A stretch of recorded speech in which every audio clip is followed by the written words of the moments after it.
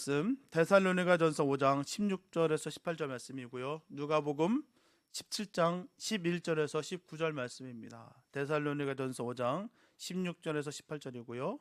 누가복음 17장 11절에서 19절입니다.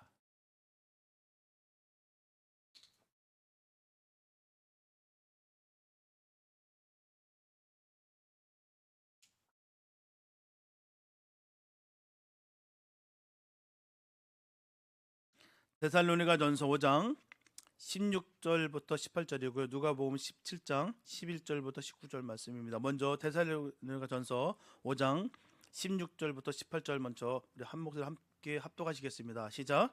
항상 기뻐하라, 쉬지 말고 기도하라, 범사에 감사하라. 이것이 그리스도 예수 안에서 너희를 향하신 하나님의 뜻이니라. 누가복음 17장 11절부터 19절입니다. 시작. 예수께서 예루살렘으로 가실 때에 사마리아와 갈릴리 사이로 지나가시다가 한 마을에 들어가시니 나병 환자 10명이 예수를 만나 멀리 서서 소리를 높여 이르되 예수 선생님이여 우리를 불쌍히 여기소서거늘. 보시고 이르시되 가서 제사장들에게 너희 몸을 보이라 하셨더니 그들이 가다가 깨끗함을 받은지라. 그 중에 한 사람이 자기가 나은 것을 보고 큰 소리로 하나님께 영광을 돌리며 돌아와 예수의 발 아래 엎드려 감사하니 그는 사마리아 사람이라. 예수께서 대답하여 이르시되 10사람이 다 깨끗함을 받지 아니하였느냐? 그 9은 어디 있느냐? 이 이방인 외에는 하나님께 영광을 돌리러 돌아온 자가 없느냐 하시고 그에게 이르시되 일어나 가라, 내 믿음이 너를 구원하였느니라 하시더라. 아멘. 오늘 우리는 단을 가득 찬 이 아름다운 이 과일과 또 곡식들을 바라봅니다.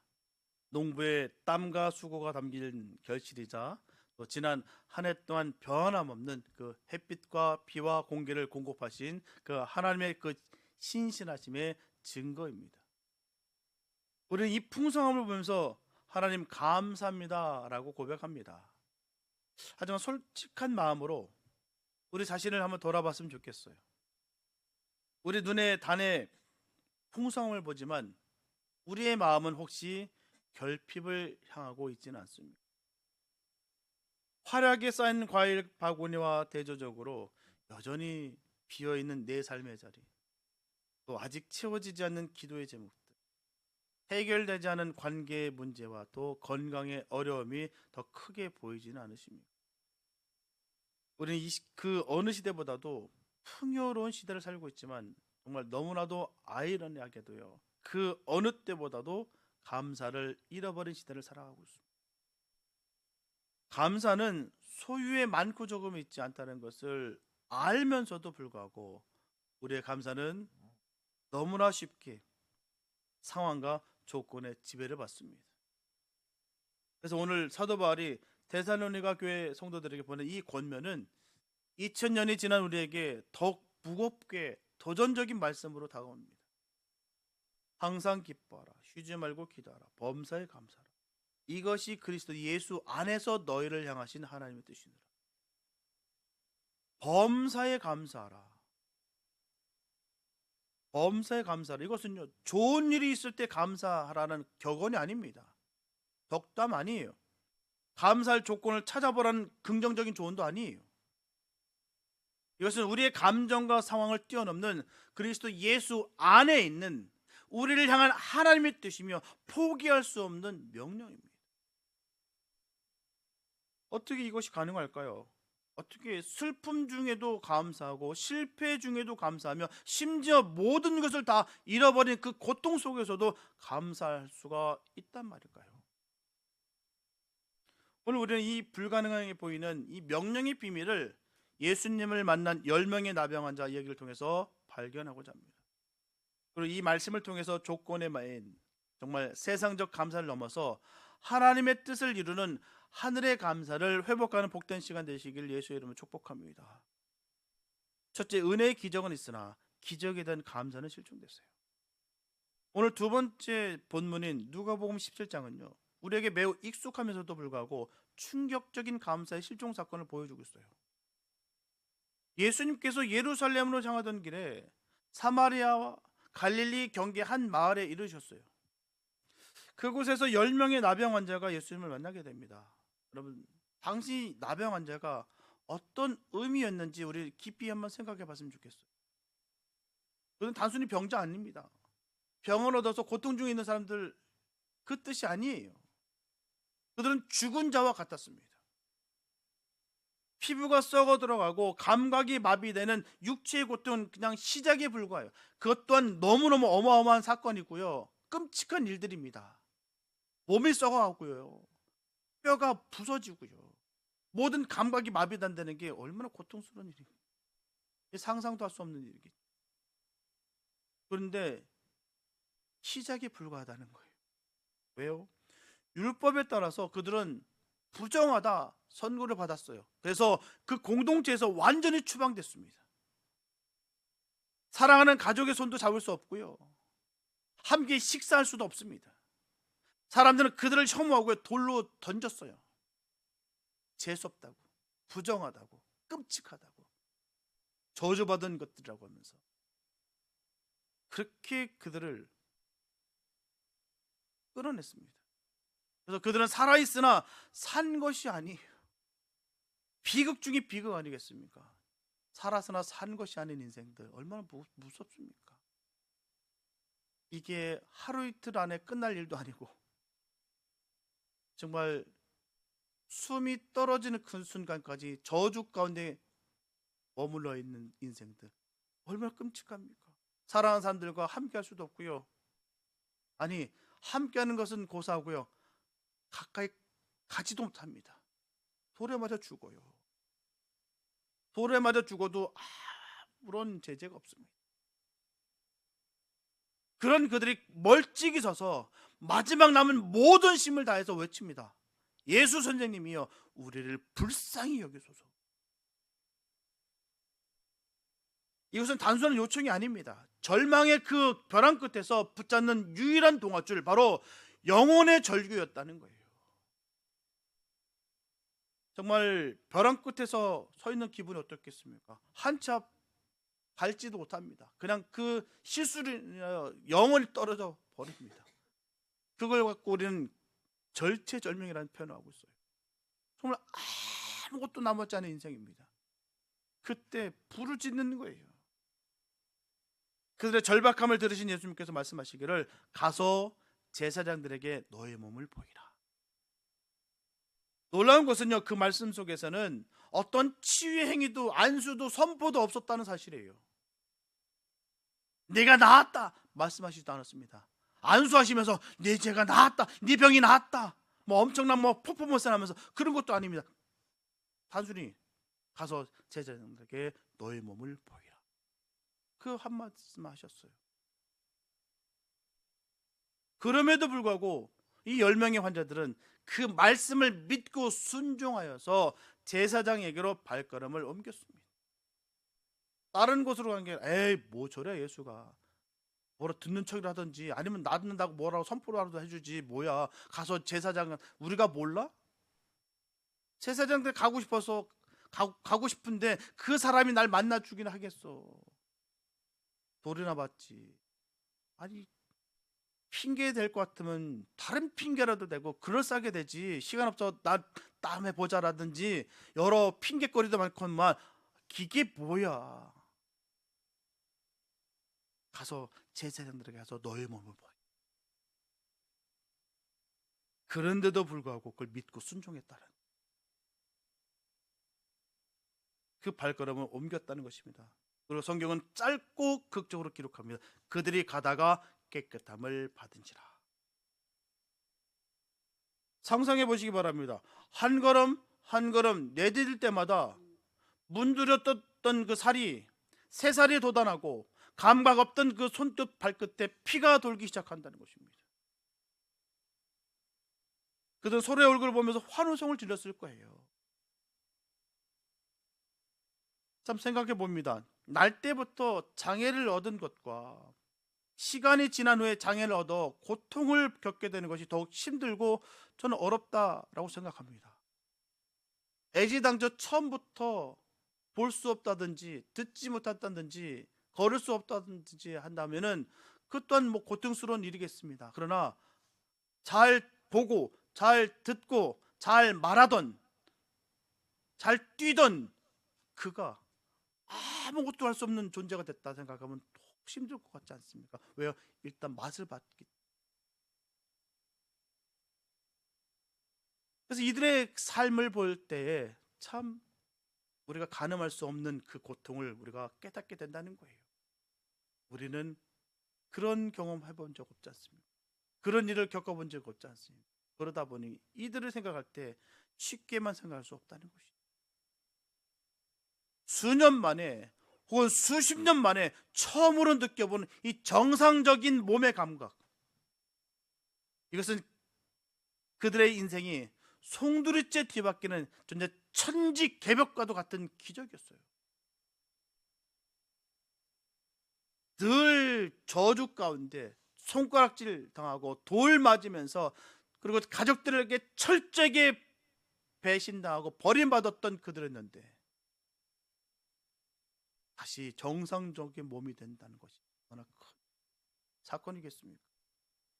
근데 바로 그 기적의 정점에서 비극이 시작돼요. 15절입니다. 그 중에 한 사람이 자기가 낳은 것을 보고 큰 소리로 하나님께 영광을 돌리며 돌아와. 10명이 은혜를 입었는데 단 한 사람만 돌아왔어요. 그렇다면 나머지 9은 어디로 갔을까요? 그들이 정말 악한 사람들이었을까요? 극악 무도한 사람들이었을까요? 아닙니다. 근데 아마도 너무나 기뻤을 거예요. 한시라도 빨리 제사장에게 가서 정결하다고 하는 그 확인을 받고서 꿈에 그리던 그 가족의 품으로 달려가고 싶었을 거예요. 안 그렇습니까? 단순하게 생각만 하지 마시기 바랍니다. 나도 그럴 수 있다는 것이죠. 어쩌면 일단 집에 들렀다가 나중에 예수님을 찾아가서 감사해야지라고 생각했을지도 몰라요. 그렇게 추론해 볼 수 있습니다. 그러나 그들은 은혜는 받았지만 은혜의 근원은 잊었다는 거예요. 그들은 선물은 받았지만 선물을 주신 분은 놓쳤어요. 그들은 기적이라는 결과에는 환호했지만 기적을 베푸신 그 예수님의 인격에는 무관심했다는 것입니다. 이 9사람의 모습이 혹시 오늘 우리의 모습 아닐까요? 우리는 결론을 다 하니까 에이 아니지, 난 사마리아 사람이지, 내 스스로 그렇게 체면을 걸고 그렇게 생각했는지도 모릅니다. 그런데 과연 그럴까요? 쉽게만 그렇게 생각했을까요? 결과를 논적으로 볼 때 결과를 아니까 우리는 그렇게 선택하겠으나 글쎄요, 몇 분이나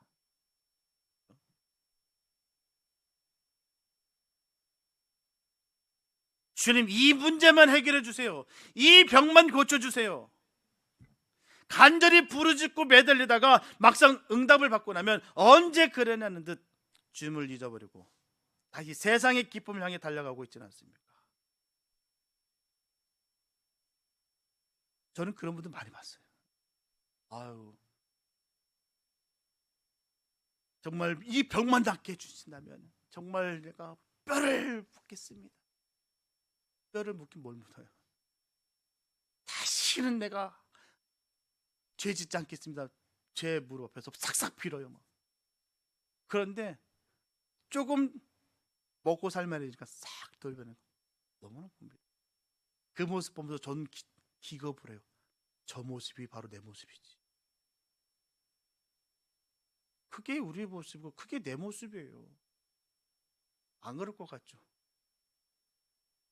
그냥 위기 상황 속에서 정말 힘든 상황 속에서는 그렇게 주님만 부르짖으면서 하나님 이 문제만 해결된다면 아버지 내가 다 하겠습니다. 그랬던 우리입니다. 그랬던 저예요. 과연 얼마나 내가 하고 있는가? 적당한 핑계거리를 대면서 적당한 그 죄의 알리바이를 형성하면서 내가 신앙생활하고 있을 때가 얼마나 많은지 몰라요.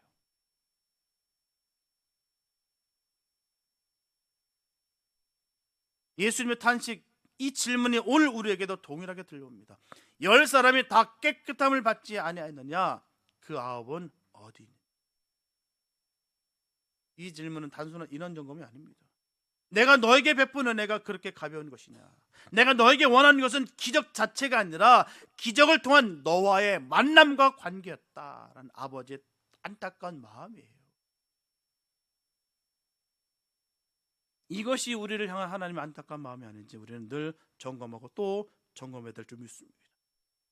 하나님은 그걸 통해서 우리가 깊은 만남을 원하셨는데 그 만남은 전혀 상관없이 문제만 해결한 것에서 기뻐하고 또 좀 나아지면 새까맣게 잊어버리는 우리의 그 어리석음이 참 주님의 마음을 아프게 하고 있는 것은 아닌지 우리 다시 한번 생각해보고 다시 주님의 생각을 다시 돌이킬 수 있는, 주님의 마음을 시원케 하는, 또 내 생각을 돌이킬 수 있는 복 있는 우리가 되시기를 예수의 이름으로 축복합니다.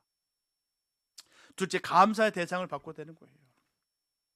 돌아온 한 사람은 심지어 유대인들이 멸시하던 사마리아 사람이었습니다. 사마리아 사람. 그는 9명과 무엇이 달렸기 때문에 돌아올 수 있었을까요?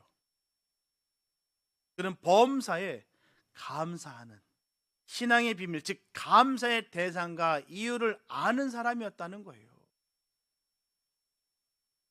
입장이 달랐다고 하면 핑계 댈 수도 있었을 거예요. 그렇지 않습니까? 당신 내 입장 대봤어?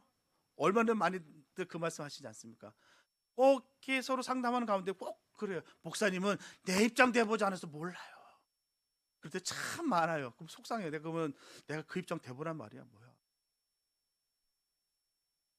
자기가 늘 전하면서도 늘상 전하는 그 상담 속에도 나오는 그 말이 그거예요. 제 입장 대보십시오.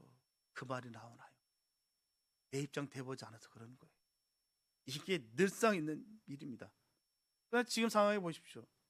입장이 다르지 않아요. 핑계 댈 수도 없어요. 같은 병을 앓고 같은 상황과 형편이었다는 것이죠. 그래서 그가 다른 사람과 다른 것이에요. 믿음의 척도는 그렇게 가려지는 것입니다. 이 핑계 저 핑계 대면서 그걸 변호하는 것이 아니라 수긍하고 순종하고 순복하는 거예요. 그게 믿음입니다. 똑같은 입장에 똑같은 10명의 나병 환자였습니다. 그런데도 불구하고 그는 한 명만 돌았다는 거예요. 사마리아 사람이라고 한 거 아닙니다. 특정 인물, 특정 지역을 말하는 것도 아니고요. 그 사람은 범사의 감사를 알고 있었던 사람이라는 거예요. 내가 이거 사라지면 죽을 것 같고 그러니 더 움켜쥐고 그런 분들이 많아요. 내 입장 대보셨습니까? 내 형편 대보셨습니까? 라고 그렇게 맨날 얘기하는 분들 참 많아요. 근데 어떤 분은 하신다고요. 믿음의 역사를, 믿음의 일들을 순복하고 순종하십니다. 그 사람이 바보라서요? 어리석어서요? 글쎄요.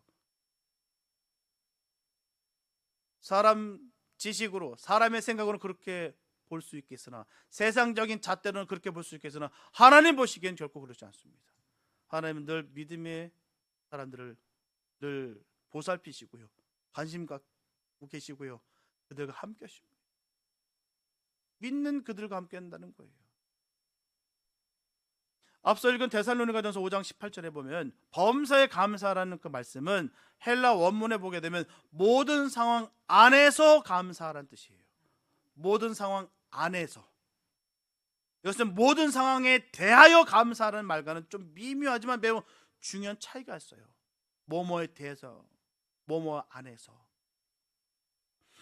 우리는 암에 걸린 것 자체를 감사할 수 없습니다. 암에 걸렸는데요. 사업에 실패한 것 자체를 기뻐할 수 없어요. 그렇게 했었는 그 사업이 실패한 게 기쁠 수 있다는 것. 사랑하는 사람을 잃은 슬픔 자체를 찬양할 수 없습니다. 정말 사랑하는 사람인데 아이고 잘 가셨네. 말이 되지 않습니다. 만약 그렇게 하라고 한다면 그것은 맹목적이거나 비정한 일일 거예요.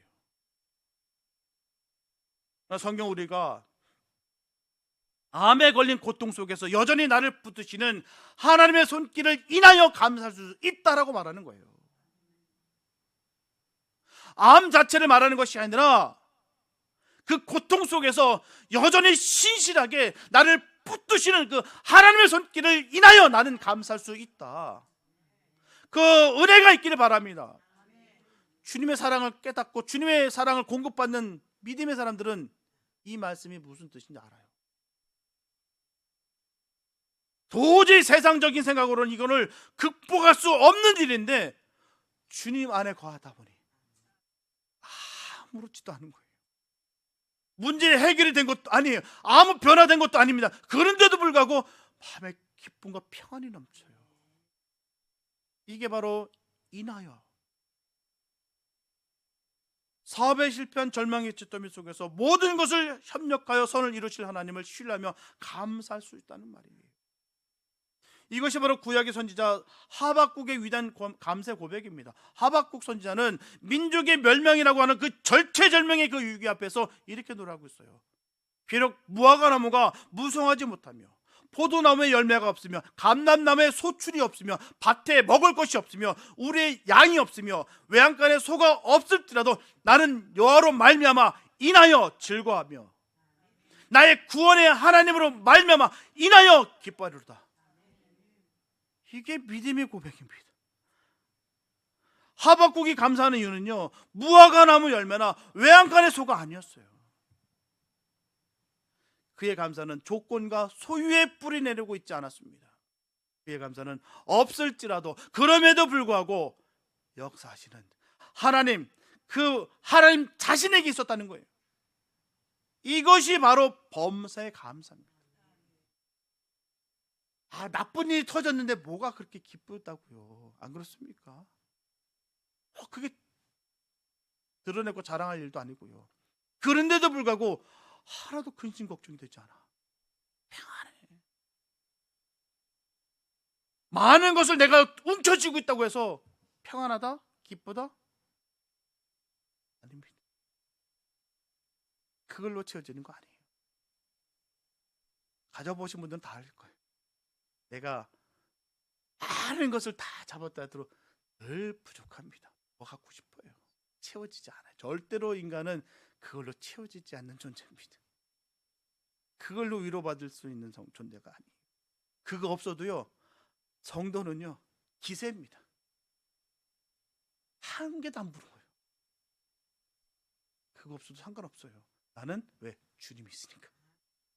그래서 어느 곳에 가도 당당할 수 있는 거 꿀리지 않아요. 뭐가 꿀려요? 하나님 자녀인데 기세로 사는 거예요. 허세가 아니라 기세입니다. 이게 바로 범사의 감사예요. 우리의 감사가 환경에 따라서 오르락 내리락 하는 상대적 감사에서 상황과 관계없이 언제나 신실하신 하나님 한 분께 고정된 절대적 감사로 바뀌는 거예요. 이 감사가 우리를 살리는 것입니다. 불평, 불만이 우리를 망하게 하는 거예요. 입으로 시인하는 대로 되게 돼 있어요. 그래서 우리는 뭐예요? 좋은 것을 심어야죠. 뿌려야죠. 자꾸 불평, 불만하고 내 안에 악과 저주와 독을 꽉 채워서 던진다면 그 악과 독과 저주가 다 그대로 추수돼서 나에게로 오는 거예요. 내 안에 거짓됨을, 내 안에 죄됨을, 그 악함을 예수 피의 권능으로 씻기시고요, 좋은 것으로, 은혜된 것으로 뿌리시고 심으시기 바랍니다.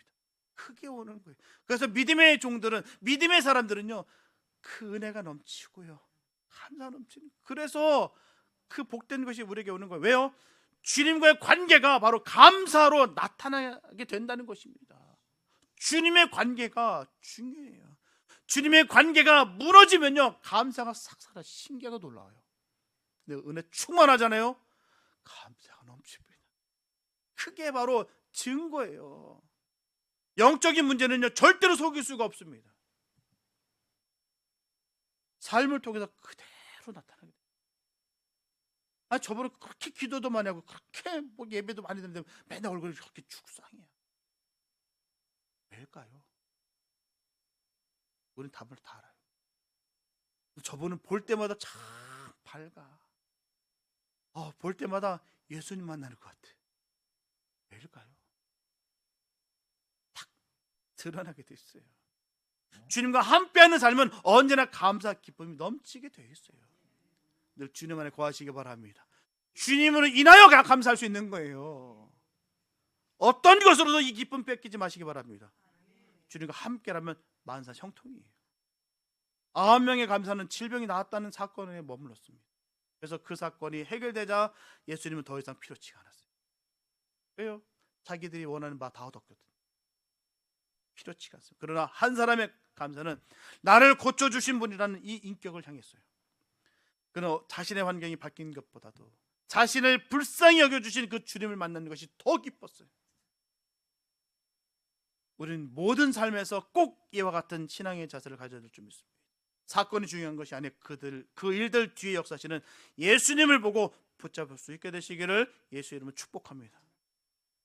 셋째, 감사는 어떻게 구원이 되는 건가요? 일단 이 절대적 감사는 어떻게 우리 삶에서 구체적으로 나타나야 될까요? 돌아온 한 사람의 3단계 행동에 그 답이 그대로 있습니다. 첫째, 그는 돌아왔어요. 감사는 기억이며 멈춤이다. 9명은 기쁨에 겨워서 앞으로만 달려갔어요. 한 사람은 가던 길을 멈췄습니다. 그리고 자신에게 일어난 기적이 어디로부터 왔는지 그 근원을 기억했어요. 그리고는 예수께로 발길을 돌이켰습니다. 이처럼 감사는 기억하는 거예요. 받은 바 은혜를 잊지 않는 것입니다. 올챙이적 생각 못한다는 것을 우리는 그것을 꼴불견이라고 말합니다. 또한 배은망덕이라고 하죠. 우리의 삶의 모습은 주님 주신 은혜를 늘 발견하고 기억하는 거예요. 생명받은 자로서, 하나님의 자녀로서 우리가 늘 해야 될 일이 바로 거기 있는 것입니다. 주신 것에 감사하고 주신 것을 발견하고 잊지 않는 것, 이것이 바로 믿음의 사람들의 모습이에요. 늘 주님의 사랑을 발견하시기 바랍니다. 내 삶에서 주신 은혜를 발견하는 것이 얼마나 값진지요. 감사할 것이 얼마나 많은데요. 잊어버렸기 때문에, 멈추지 않기 때문에 우리가 감사가 사라지는 거예요. 먹고 마시는 것만 해도 얼마나 감사하죠. 숨 쉬는 것만 해도 얼마나 감사한지요. 감사할 게 얼마나 많은데, 감사할 것만 전하고 전해도 끝이 없어야 되는 것이 우리의 삶의 모습인 것입니다. 우리 너무나 바쁘게 앞만 보고 달려가느라 이미 받은 은혜를 너무나 쉽게 잊어버립니다. 감사는 세상으로 향하던 우리의 발걸음을 멈추고 다시 십자가 앞으로, 은혜 보좌 앞으로 돌아오는 것입니다. 둘째, 그는 큰 소리로 하나님께 영광을 돌렸어요. 감사는 고백이며 표현입니다. 감사는 침묵하는 미덕 아니에요. 감사는 반드시 소리내서 표현돼야 되는 거예요. 내 맘 알지? 뭘 알아요? 전해야죠. 핑계댄 그 말이 그거예요. 내 맘 알잖아. 내 맘 뭘 알아요? 전해야 알죠. 표현해야지 알죠. 표현하지도 않고 전하지도 않으면서 뭐 안다라고 맨날 얘기해요. 귀찮아서 그런 것이죠. 표현해줘. 그는 자신의 치유를 주변 사람들이 다 들을 수 있도록 큰 소리를 외치며 하나님께 영광 돌렸습니다. 이것은 주님이 고쳐주셨다. 내 노력과 내 애씀이 아니라 전적으로 주님이 날 고치셨다. 오늘 우리의 입술은 무엇을 말하고 있습니까? 불평과 원망입니까? 감사의 고백입니다. 우리의 감사를 입술로 고백하시기 바랍니다. 찬양으로 선포하시기 바랍니다. 오늘 드리는 이 추수감사절 헌금과 예물도 우리의 감사의 표현이에요. 감사는 표현할수록 배가 되고요, 주변 사람들에게 선한 영향력을 미칩니다. 셋째, 그는 예수의 발 아래 엎드렸어요. 감사의 완성은 경배입니다. 이것이 가장 중요해요. 그는 돌아와서 예수님 정말 고맙습니다라고 악수하고 떠나지 않았습니다. 그는 바로 예수님의 발 아래, 이것은 당시 종이 주인에게, 백성이 왕에게 하던 최고의 존경과 경배의 자세입니다. 그는 이 행위로 고백하는 거예요. 예수님, 당신은 나병을 고치시는 위대한 의사일 뿐만 아니라 내 인생의 주인이시며 내가 경배해야 할 하나님 되십니다. 진정한 감사는 단순한 땡스를 넘어서 월십으로 나아가야 되는 거예요. 말씀과 기도와 예배 자리를 늘 삼아야 될 줄 믿습니다. 받은 은혜가 있다면 그렇게 표현되는 거예요. 말씀, 기도, 믿는 자로서 가장 기초적이고 가장 작은 일입니다. 그러나 주님께서 말씀하시기를 작은 일에 충성한 자들에게 큰 일을 맡긴다 하셨어요. 말씀과 기도 예배자를 늘 사모하는 복 있는 삶 되시길 예수 이름 축복합니다. 사랑하는 성도 여러분, 도란 한 사람 이방인 사마리아 사람에게 예수님께서는 9명에게는 하지 않으셨던 놀라운 축복의 선언을 하셨어요. 일어나 가라, 내 믿음이 너를 구원하였느니라. 이 말씀은 굉장히 의미심장합니다. 9명은 분명 깨끗함을 받았어요. 헬라어로 카다리조라고 합니다. 깨끗함, 치유. 돌아온 한 사람에게는 구원, 바로 소조를 선포하십니다. 헬라어 소조라는 것은요, 단순히 병이 낫는 것을 넘어서 전인적인 회복, 영적인 구원, 온전하게 되다는 훨씬 깊은 의미를 가진다는 것입니다. 9명은 육신의 질병은 고침을 받았겠지만 감사를 잊은 채 여전히 자기 중심적인 삶, 하나님 없는 삶으로 돌아갔다는 거예요. 뭔가 회복되고 뭔가 얻은 건 있어요. 복을 받은 것은 있습니다. 그러나 주님과 전혀 상관없는 삶으로 들어가 버렸다는 것이죠. 치유는 받았지만 구원은 받지 못했어요. 저 사람은 기도 많이 했기 때문에 복 많은 받았어. 그래서 잘 부자가 됐어. 세상에서 대박이 났어. 그걸로 구원받는 거 아닙니다. 예수를 믿어야 구원이에요. 아무리 내가 종교적인 열심을 많이 했다고 할지라도, 영적인 사업을 많이 했다 할지라도, 경험을 많이 했다 할지라도 구원받는 거 아니에요. 직분 받았다고 구원받는 거 아니에요. 하물며 목사라도 구원받는 거 아닙니다. 예수를 믿어야 구원이에요.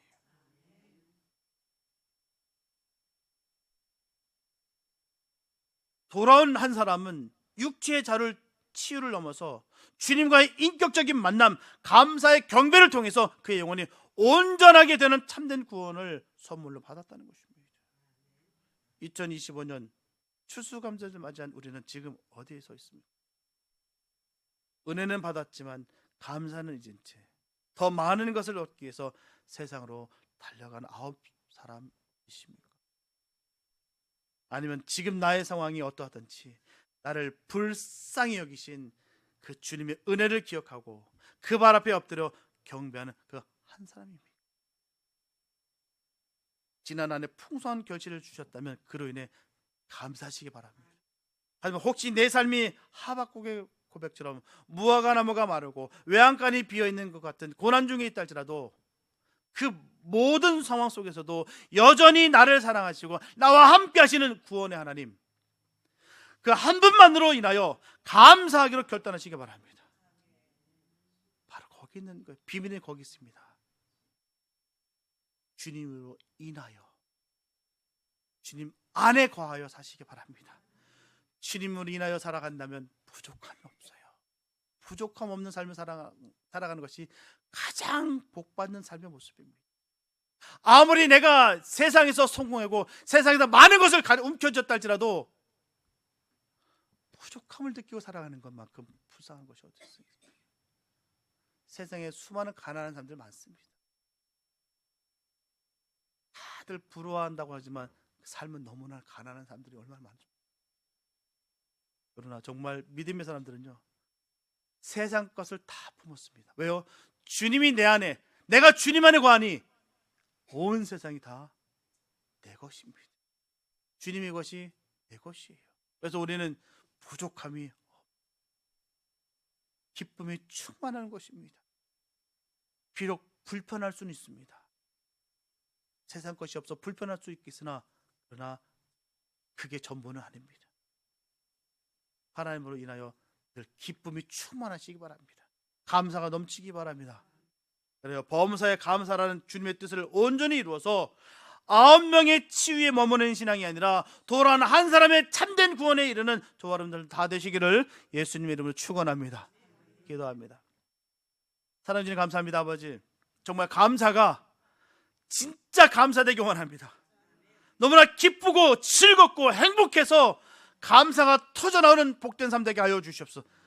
그 비밀은 바로 주님으로 인하여 얻어지는 것을 우리가 깨닫습니다. 늘 주님 안에 거할 수 있는 복 있는 삶 되게 하여 주시옵소서. 세상의 정욕과 욕심에 따라 살아가는 것이 아니라 온 우주 만물을 창조하신 그 주님 안에 거하여 주님과 함께 왕노릇하는 복된 삶 되게 하여 주시옵소서. 수많은 공격과 핍박과 고난이 우리 앞에 있다 할지라도 거기에 상황과 형편에 눌리는 것이 아니라 지배당하는 삶이 아니라 모든 것을 주님 발 아래 둘 수 있는 믿음의 종들의 삶 살아갈 수 있는 우리 모두가 되게 축복하여 주시옵소서. 주님의 사랑으로 가득 채워주시고 은혜와 평강으로 늘 저 승리할 수 있는 우리 모두가 되게 축복하여 주시옵소서. 그래서 나도 살고 남도 살릴 수 있는 복된 삶 되게 하여 주시옵소서. 간절히 믿사옵고 우리를 구원하신 예수님의 이름으로 기도했습니다.